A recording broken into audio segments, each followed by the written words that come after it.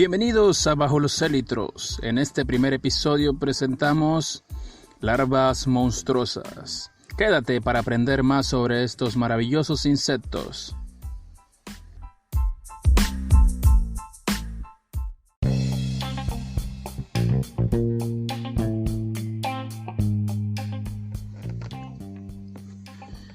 Bien, primero que nada, para entender todo esto hay que saber que las larvas de Scarabeide en su mayoría son saprocilófagas.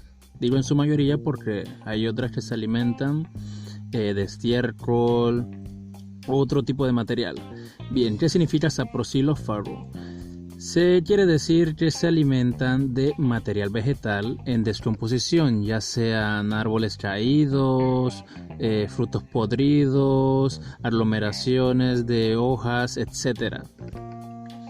Y la primera larva que vamos a hablar es la larva de Dynastes Hercules, o también conocido como el escarabajo Hércules. Miembro de la tribu Dynastini, es el escarabajo más fuerte que existe y el animal más fuerte que existe. Pudiendo llegar a medir el adulto hasta 17 centímetros, es capaz de alzar 850 veces su peso. Sí, bien, sí, es algo descomunal y de allí viene su nombre debido a Hércules. Todos conocemos a Hércules de la mitología griega. De allí su nombre y la verdad es que está bien puesto. Este escarabajo habita en las selvas tropicales de América Central y América del Sur y es conocido por su coloración de los élitros de un tono amarillo y el pronoto de un color negro brillante. Ahora bien, algo bastante particular es que la coloración o el tono del amarillo que tendrán los élitros va a depender de la humedad. Entre mayor humedad, la coloración de los élitros será mucho más brillante que si estuvieran en un lugar con menos humedad. Será entonces un tono mucho más oscuro. Ahora bien, las larvas de este escarabajo se desarrollan en árboles de gran tamaño. Esto debido a que su ciclo de larvas tiene una duración aproximada entre 9 hasta los 21 meses, es decir, casi 2 años. Es algo bastante largo. Y sé que algunos pensarán, pero ¿por qué me tienen que interesar las larvas o por qué son tan importantes? Pues bien, estas larvas en realidad son indicadores biológicos de la salud de los bosques. Esto se debe a que muchos de ellos habitan, como ya comenté, en árboles de gran tamaño, y estos árboles proceden principalmente de bosques muy bien conservados, y al tener una duración de casi 1 año a 2 años, esto significa que el árbol donde se desarrolle no puede ser perturbado, no puede ser cortado, dañado, ya que entonces no podría salir el adulto, no podría desarrollarse la larva. Las larvas pueden llegar a medir en promedio unos 11 centímetros de largo. Esto es en condiciones naturales, ya que muchas personas que les gusta criar larvas para obtener adultos de mayor tamaño añaden a la dieta de las larvas cadáveres, o me refiero con cadáveres a carne en descomposición, cuerpos de animales muertos, y esto hará que cuando salga el adulto sean de mayor tamaño. Es una medida que en realidad lo utilizan las personas que se dedican a este hobby, que es muy común de la región oriental, no es tan vista en la región occidental, ya que la mayoría aquí ve una larva y pues sale corriendo o dice que es asquerosa. y lo entiendo, porque mi primer contacto con los escarabajos Probablemente tenía unos 6, 7 años. Y recuerdo muy bien que fue muy cerca de mi casa, cerca de un árbol de mango, Mangifera indica, y era en el patio de una vecina. El árbol tenía, y bueno, aún tiene un hueco y ahí habían plantas sembradas. Recuerdo que con mi primo y el amigo de mi primo, del vecino, hijo del vecino, se ponían a escarbar allí y a veces sacaban las larvas, y obvio uno como niño ve eso y se aterra. Y recuerdo que fue mi primer contacto con las larvas. Después de allí pues me enfoqué ya en mis estudios, no tuve más contactos. A veces quizás entraban escarabajos a la casa y pues la costumbre que se tenía era de que eran peligrosos, o que si te tocaban te podían aruñar o te picaban. Eran las costumbres que habían en ese entonces, y pues como uno se cría dependiendo de lo que uno le dicen, uno compartía también esas creencias. Pues ya vino a ser ya cuando crecí que me interesé por estudiarlos realmente.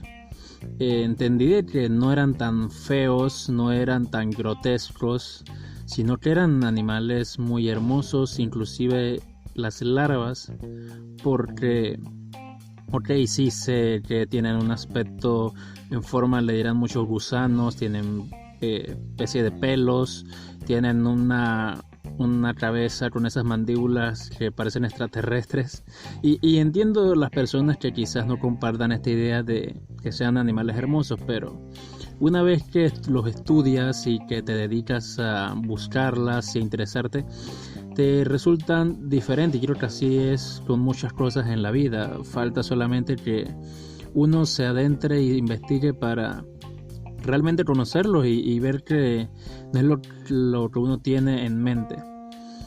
Ahora bien, volviendo al tema, y es a lo que venimos a hablar, estas larvas, sí, como les comenté, tienen una gran importancia, y allí viene entonces el pequeño tema de la deforestación, de la quema que se da en los bosques de diferentes regiones tropicales, porque no solamente estas larvas las encontramos en la región de América, me refiero a toda la familia Scarabaeides, sino que se encuentran en todo el trópico del globo, y muchas se da la pérdida de especies por la deforestación. Esto está ligado a que las larvas respiran por medio de espiráculos, ¿sí? No tienen fosas nasales como nosotros, respiran por espiráculos, que son especies de botones alrededor del cuerpo por donde hacen el intercambio de oxígeno, y también en parte absorben la humedad, ¿sí?, de la que hay en el ambiente, además de también cuando la consumen por medio del alimento. ¿Cómo la deforestación afecta eso? Me dirás, Manuel, pero nadie va a talar o a cortar un árbol que ya está tumbado.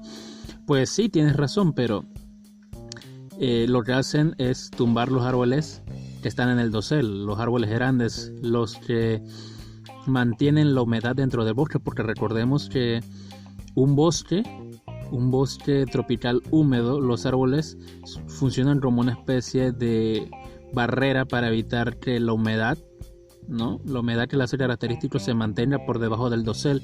Y es por eso que cuando entramos a un bosque húmedo, de una vez comenzamos a sentir la calor, pero es por la gran cantidad de humedad, la cantidad de agua, ¿no?, en forma que se encuentra en el aire, y que no es evaporada, sino que está suspendida en el aire, y obviamente entonces esta cantidad de agua nos da esa sensación de que hace calor, ¿no?, pero es la cantidad de humedad. Entonces, al tumbar estos árboles, esa humedad sale al exterior por encima del dosel, sale a la superficie, se evapora el agua que hay en forma de vapor de agua, ¿no?, como humedad, como niebla en algunos casos, en algunos bosques. Y entonces lo que hace es deseca, ¿no? Deseca el ecosistema de donde están los escarabajos, deseca a su vez. Si la luz del sol le pega directamente al árbol, va a evaporar todo el agua que haya en él, y la larva muere por desecación porque no tiene de dónde obtener agua. Entonces esta es una de los peligros que las larvas se enfrentan en el medio ambiente. Otra es la quema, porque a pesar de que es un bosque húmedo, no significa que la quema no se pueda dar. Sí ocurre, y en muchos casos estos árboles, que son de gran tamaño, que albergan muchas especies, no solamente una especie de larvas, sino de diferentes, pueden haber conviviendo en un solo árbol y repartidos en diferentes estratos, son quemados. Y obviamente las larvas no sobreviven a esto y tenemos una pérdida de especies, y es algo que no es hipotético, es algo que está sucediendo porque las poblaciones de los escarabajos ha disminuido exponencialmente desde hace unos años, y esto se debe principalmente al poco control que se tiene sobre la tala indiscriminada y la quema de los bosques tropicales. Y creo que es algo que las naciones deberían de entender, porque los bosques tropicales son el pulmón, porque es donde se encuentra la mayor cantidad de agua disponible, solo que esta está distribuida en forma de vapor, ¿no? Y además de que los bosques, los árboles, son máquinas de capturar el dióxido de carbono, y si tumbamos estos árboles, este dióxido de carbono sale a la superficie, a la atmósfera, y pues la capa de ozono se ve perjudicada, y bueno, ya sabemos lo que sucede. Entonces, si vemos, aunque sea algo diminuto,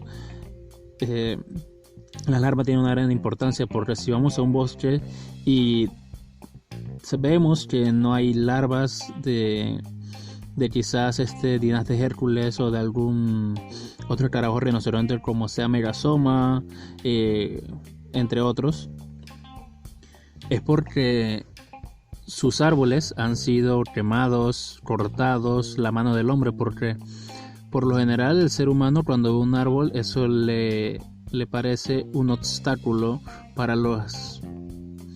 las actividades que quiera realizar. Entonces proceden a cortar, a tumbar el árbol, y pues quizás no lo sepan, quizás en el momento lo ven, y las larvas, obviamente, al no tener donde alimentarse, algunas pueden que al partir el árbol, ¿no?